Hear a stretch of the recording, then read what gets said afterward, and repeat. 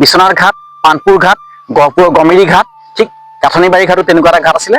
চাৰিওফালে ঝাওবন, নদীৰ এৰাসুতিৰ শুকান বালিৰে পৰিপূৰ্ণ এটা বৃহৎ চাপৰি অঞ্চল।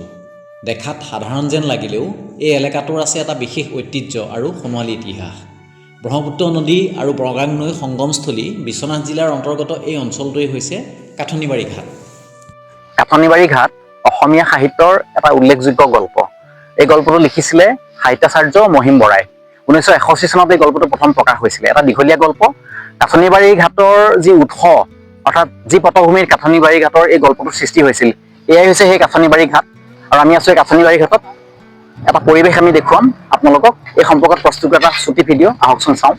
বিশ্বনাথ জিলাৰ মোনাবাৰী চাহ বাগিচাৰ মাজেৰে দক্ষিণ দিশলৈ সোমাই গ'লেই পোৱা যায় কাঠনিবাৰী ঘাট। 80ৰ দশকলৈকে সক্ৰিয় আছিল এই পাৰ ঘাট। এটা সময়ত পথ যোগাযোগ ব্যৱস্থা উন্নত নাছিল।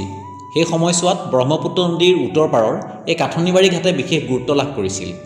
উত্তৰ পাৰৰ জনসাধাৰণে দক্ষিণ পাৰলৈ আৰু দক্ষিণ পাৰৰ জনতা উত্তৰ পাৰলৈ নাও বা ফেৰীৰে যাতায়াত কৰিছিল। উত্তৰ পাৰত ভালেমান চাহ বাগিচা থকাৰ পৰিপ্ৰেক্ষিতত কাঠনিবাৰী ঘাটেৰে বিশেষকৈ কল কাৰখানাৰ যন্ত্ৰ, কয়লা আদি আমদানি কৰা হৈছিল।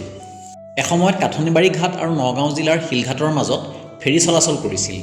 এই ঘাটতেই সাহিত্যিক মহিম বৰাই জাহাজৰ বাবে কটোৱা এটি উজাগৰি নিশাৰ ফলতে সৃষ্টি হৈছিল অসমীয়া সাহিত্যৰ এটি উল্লেখযোগ্য গল্প কাঠনিবাৰী ঘাট।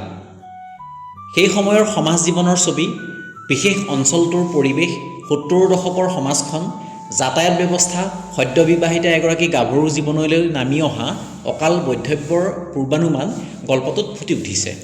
এতিয়া কাঠনিবাৰী ঘাটলৈ ফেৰী নাহে। আহে খেতি খোলা কৰিবলৈ সমীপৰ কৃষক ৰাইজহে। মাজে মাজে বনভোজ খাবলৈ অহা দলেও ঠাইখন ভিৰ কৰে। এটা সময়ত ইয়াত জাহাজ চলিছিল, এটা সময়ত ইয়াত নাও চলিছিলে। আৰু ব্ৰহ্মপুত্ৰৰ এই ঘাটটো এতিয়া এলাগী। ইয়াত জাহাজ নচলে, কোনো নাও নচলে।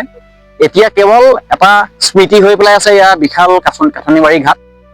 নৈপৰীয়া মনোৰম পৰিৱেশৰ এই ঠাইখনলৈ আপুনিও আহিব পাৰে।